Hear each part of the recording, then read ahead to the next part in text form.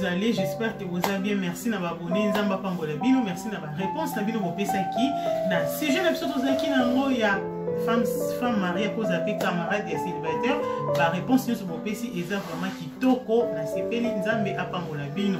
Alors sans plus tarder, s'abonner na Victoria TV au Kosepela Makasi. Alors les autres nous partager sujet mon présent un peu est vraiment important. Sujet autres en les autres eza ya biso bana nzambe. Sujet c'est que pourquoi bana nzambe belé les loba prière na bango ezozala exaucé. Au monde à bateau bazo prier makasi mais bateau bazo za exaucé baza mukie par rapport à bateau oyo bazo za exaucé. Surtout sur 100% tu kaka neti 20% bazo za exaucé. Mais 80% bazo za exaucé. Pourquoi? Alors lelo to lino to comprendre pourquoi to solo la monane. Pourquoi to so sambela. Mais pose la réponse. Voilà. Alors surtout talina livre à Jacques chapitre 4 verset 3 Bible le dit vous demandez et vous ne recevez pas parce que vous demandez mal. Donc bozo senga bozo zoate parce que bozo senga mabe bozo senga pour nous satisfaire ma passion na bino.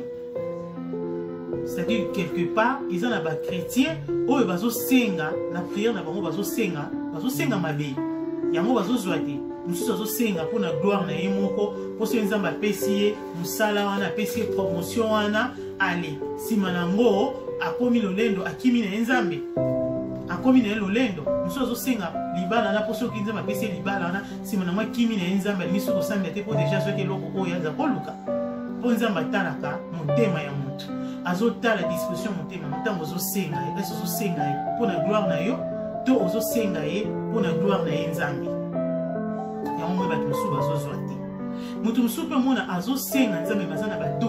Par exemple, au moins on a sambela pour na muto aza malade.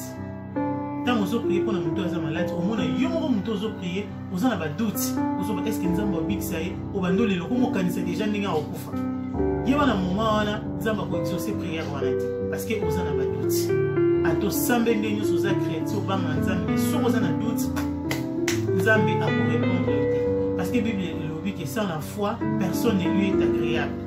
Donc sans foi, la foi, tout le monde est agréable devant. Alors, il y a des gens qui ont fait la prière à la chrétien et à exaucé. Alors, tout le monde a volé mon sous. Et ça fait mon sous à Banganzambe. Azo senga pour la gloire na yemo côté, mais pour la gloire en Zam. Et puis azo senga pe na foi, azane na foi. Mais au monde azo zoité. Pourquoi?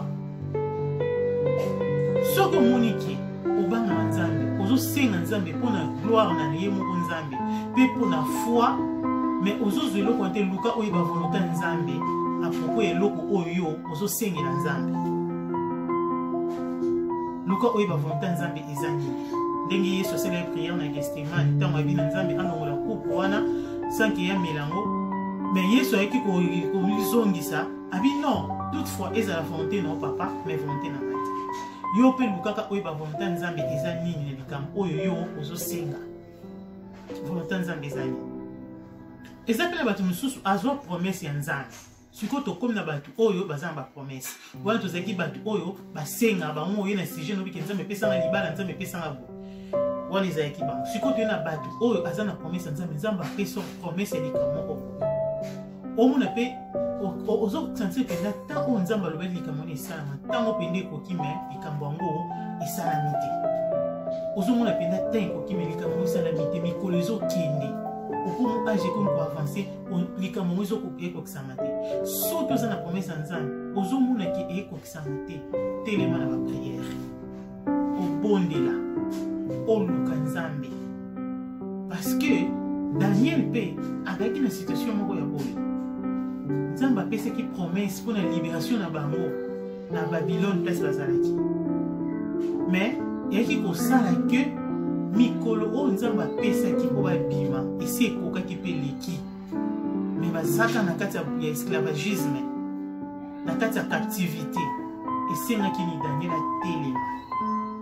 Na moment wana yo luka volonté nzambe parce que volonté nzambe déjà c'est que na kokangola yo na kolongolo na situation o na kosala no boye boye Si quand on moni mikolo zo kende ko kisamite yo ko luka volonté nzambe soute volonté nzambe déjà ezaki ozala bien ndenga elobaki na yo tellement ce qu'on a prière à combat tellement la prière à combat spirituel banda ko combattre parce que ils ont un esprit moko oyo tellement ils ont bloqué exaucement to pe accomplissement ya ba promesse parce que Daniel tango bande ko bondela nzambe ko révéler atini ange bi kaka jour ozo likanisa o bondela nzambe sa exaucer ki ba prière na mais ils ont ba principauté o ba kangaki exaucement na ba kangaki ange oyo ande ko yila yo réponse na yo ya mwana nzambe atindi ange mosusu pona ko délivrer ange wana pour réponse à Daniel. Donc c'est ça bande ko so que ça na promesse nzambe moni ki ezoko kisama te nzambe la ka oke okobala okokende place boye kosalela ngana mobali wana ou souhaite oza moseli nanga to bana na yo na kopambola bango baoza basali nanga eki ozomona ekokisama te okomona bana bakomi kokende direction mosusu oyo eza ya promesse nzambe te to pe ya volonté nzambe te bakomi otengama to pe mwana akoti na groupe babandi to pe mwana no akoti akimi ndako akei akosala prostitution mama telema na prière banda kodéclarer bapromesse oyo nzambe apesaki yo mpona mwana wana yo pe o libala ezoumela nzambe abekili na kosalela ngana mobali oyo na opesa yo bosalela omonake libala nde ezoya te okomi na 30 ans 40 ans ezoya te telema banda kodéclarer bapromesse oyo nzambe apesaki yo mpe banda kosala prière akomba kokombattre esprit wana oyo ezokanga baaccomplissement ya bapromesse wana parce que toza bato toza mpe na bafaiblesse toza na makambo ebele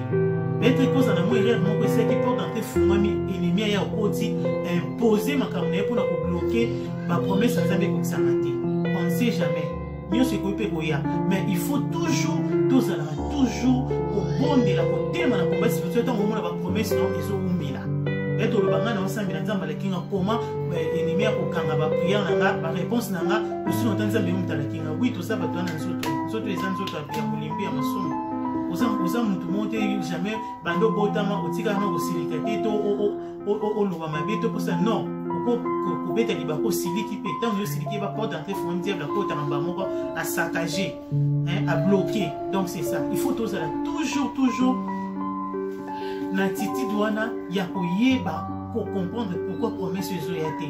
Donc tant promesse ezoyate c'est que ennemi a telemi azo combattre nga na bondela to telema ba prière ils abana nzembe bele babanga prière babanga combat azoboya kobunda bitumba azobanga na kobunda bunda azobanga non tant ozobanga ozo encaisser bitumba ezokoma ebele et comme na temps moko boye makambo ekomi difficile aux yeux bateau au banda prière pour ça là comme signe de prière bateau même si on a temps pour prier pour la matin. Donc tango yango tango moniki nzamba la ko eloko moko alaki so ba confirmation salama mais ozo mona ngozo ko kisamate téléma na prière ba principauté ba télémi pour na ko bloquer accomplissement et promesse wana yo banda ko pikola ba mona kombo na Yesu parce que Bible lobby tout genou dans livre Philippiens 2 tout genou fléchira devant le nom de Jésus, dans les cieux, sur la terre et sous la terre, et toute main confessera que Jésus-Christ est Seigneur à la gloire de Dieu le Père. Banda ko faire agenouer ba esprit wana. Banda ko fuka misaba devant kombo Yesu. Parce que yo nzamba benga pona makamine, nzamba benga bana pona makamine, nzamba peso ba promesse minene. Et sengele ko kisama.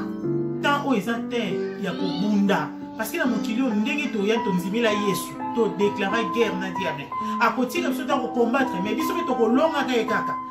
Okolonga etango za muto mabonde lipoza na konzima. Ozo prier le kolonga satana.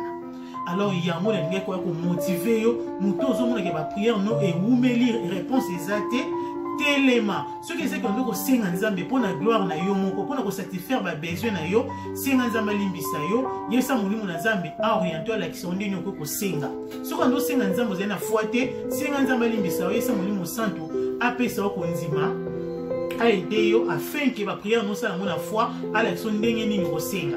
Alors yo posa ba promesse au moins mo mela yebango ba principauté ba télémise l'esprit moko evanda wana oyo lobaki famille muto obala te nzamba peso promesse ya libala mais l'esprit wana ya ba famille télémé lobiki ya muto obala te banda ko pikola esprit wana banda ko pikula ye telema banda ko bondela po o nzamba aloba ekokisama nzamba aloba bana no ba osalela ye ale esprit moko ya famille telemi bibano baza ba déléquent ba osela nzambe te etelemi ona pona ko bloquer bana bakuma babandi bakima ndaku balinga osute mo bakota na groupe bato mabe mususu aske se retrouver na prison telema banda ko pikula esprit wana ya famille o eso contrôler bana bana ko déclarer ba promesse nzambe o apesa pona bana na okomona nzambe akokangola libota na pe promesse wana ekokokisama réponse no kozwa ndenge ya Daniel ekokisamaki pe yo oyebi kobondela te yesa molimo na nzambe asunga la so ndenge nini okosenga. Donc c'est ça, to telema na ba prière, to la te tango eza mabe, to bondela ba promesse ezo mumele ekokisama te parce que biso moko tozolala tozoyeba te tozosela kaka nzamba sala nzamba kokisa nzamba osala bien sûr mais nzamba osala tango yo telemi bamakambo ya nzamba naka ekokisama ka ya moko ete il faut yo telema na prière il faut lata vraiment molimo mosantu po a obunda bitumba wana molimo santo tondisa obunda bitumba kolala esute kokima kombate koloba te ke na vanda ekokisama ka non yo telema na prière omona nzambe na biso akobundela opa kolongisa parce que azaka ka pembeno azozela yonde au prendre aux en prise de conscience au téléma au comprendre que situation oyo eza il y a un ça ne va pas comment comme nange ki naka aboy comment la situation nange ezaka toujours compliqué comment comme nange zo simbate comment to baninga bazana misala nga musala nange simbaka te telema na prière ezana témoin moko ya chômage o ba tchaye wana pona a combattre bana ko renverser bana ko buka ye bana ko terrasser na kombo na Yesu bondela soki message est touché après vidéo bana ko prier bana ko déclarer parce que ko continuer na situation wana te ko continuer na situation ba médiocrité wana te nzamba benge pona makamine telema banda ko prier tika kolala mingi parce que tango zolala nde diable zo yiba makamala telema isa molimo na nzamba peso makasi ya kobondela atondi so na onction na ye atondi so na moya na ye afin que tango zo telema na prière ezala yote meza na molimo na nzambe ndazo bondela bitumba alors okomona ba réponse na yo ekoya ba réponse monsieur esenga na violence tango zo bondela bandi ko secouer omona ye la réponse monsieur esenga kaka o changer système ya pensée o changer façon ya kobondela ndeto lobia o senga makambo na gloire na nzambe pona gloire na yote et puis o senga nzambe na foi tango zo senga za na foi mais mususu esenga na combat spirituel telema obunda bitumba o parce que promesse wana nzambe apesa eza ya yo esengeli kokisama soki ekokisami te ekokisama pe pa mutu mususu te tika ke kokisama na vie na yo alors esenga yo o telema na prière on va prier, on va déclarer, on va réclamer au yo, on va renverser la principauté, ba hôtel nyonso, on va tia promesse, on va kausa mo pour que ça mate, bana ko renverser hôtel, on va déclarer la promesse, on a pesa yo et ils ont sauvé afin que ekokisama na bon moyen. Nzambi apambola bino, ce qui nous va permettre de je me suis uniquement pour la prière, il y a combat spirituel parce que nous avons la grâce n'est pas dans la paix pour nous bonder là afin que la vie ne puisse et fungwama pour continuer dans la situation. Que Dieu vous bénisse. Na lingi bino mingi. Ciao.